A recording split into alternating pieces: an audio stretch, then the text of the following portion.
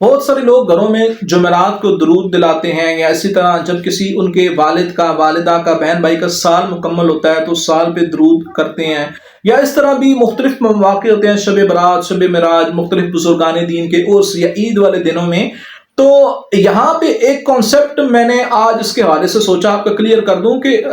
ایسی دعاؤں کے موقع پہ وہ ایصال ثواب کرتے ہیں۔ تو ایصال ثواب کے حوالے سے شریعت کا کیا حکم ہے؟ تو بیسیکلی دیکھیں، جو ہمارے یہاں کہیں ختم ہوتا ہے، محفل ہوتی ہے، تو محفل کے موقع پہ جو باقاعدہ قاری صاحب ایک ختم پاک پڑھتے ہیں جس میں آخر کے 4 کل، پھر سورہ فاتحہ، اور اس کے بعد باقاعدہ سورہ بقرہ کی آیت، اور یوں نا وہ ایک پورا ختم پڑھا جاتا ہے۔ تو یہ جو ختم پڑھا جاتا ہے یہ بھی پڑھا جائے تو بہت اچھی بات ہے، لیکن اس کو پڑھنا کوئی ضروری نہیں ہے۔ اگر آپ یہ سمجھتے ہیں کہ اس کو نہ پڑھا تو وہ درود ہی نہیں ہوگا، دعا ہی نہیں ہوگی، تو ایسا کانسیپٹ رکھنا غلط ہے۔ یہ پڑھا جائے تو اچھی بات ہے، وگرنہ یہ پڑھنا ضروری نہیں ہے کوئی کہ یہی پڑھ کے ایصال ثواب کیا جائے۔ اگر آپ اپنے گھر میں ہیں، اپنی فیملی کے ساتھ ہیں، جو کچھ آپ کے سامنے موجود ہے، جو کچھ بھی میسر ہے گھر میں، جو کچھ بھی پکا ہوا ہے، اسی کو اپنے سامنے رکھیں، اور اپنے سامنے اس کو رکھ کے جو کچھ بھی قرآن میں سے آپ کو آتا ہے، جو بھی آتا ہے، آپ اس کو پڑھیں، اور پڑھ کے اللہ کی بارگاہ میں دعا کے لیے ہاتھ اٹھا دیں۔ جو آپ نے پڑھا، سورہ فاتحہ پڑھی، سورہ اخلاص پڑھی، جو آپ نے آیت الکرسی پڑھ لی، کلمہ پڑھ لیا، درود پاک پڑھ لیا، جو کھانا پیش کیا گیا، اس کا ایصال ثواب آپ نبی کریم صلی اللہ علیہ وآلہ وسلم کی بارگاہ میں بھی پیش کریں، اس کا ثواب آپ حضور غوث پاک کی بارگاہ میں بھی پیش کریں۔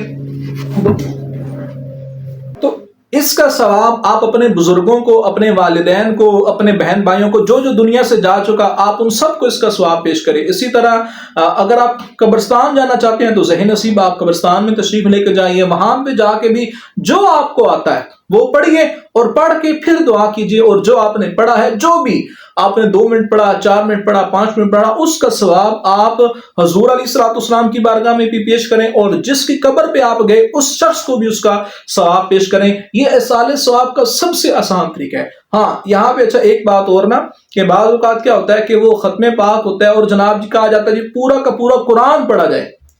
یعنی بچے اکٹھے ہوتے ہیں، مدرسے سے بچے بلا لیے جاتے ہیں، محلے کے لوگ یا عورتیں، اور پھر کیا ہوتا ہے جی پورا قرآن پڑھا جائے گا تو پھر اس کے بعد دعا کی جائے گی، یا اسی طرح سورہ یاسین 41 مرتبہ یا اتنی تعداد ہے، اتنی مرتبہ پڑھی جائے گی، اس کے بعد دعا کی جائے گی۔ تو یہ ذہن نشین رکھیں کہ اتنا زیادہ نہ پڑھوایا جائے کہ لوگ تنگ آ جائیں، لوگ اکتا جائیں۔ تو یہ پورا قرآن پاک ایک نشست کے اندر پڑھنا تھوڑا سا مشکل ہوتا ہے، بہت سارا اس میں ٹائم لگ جاتا ہے۔ ہاں، اگر آپ کے جو بچے آپ نے بلائے ہیں یا بزرگ جو عورتیں ہیں وہ اگر حافظ ہیں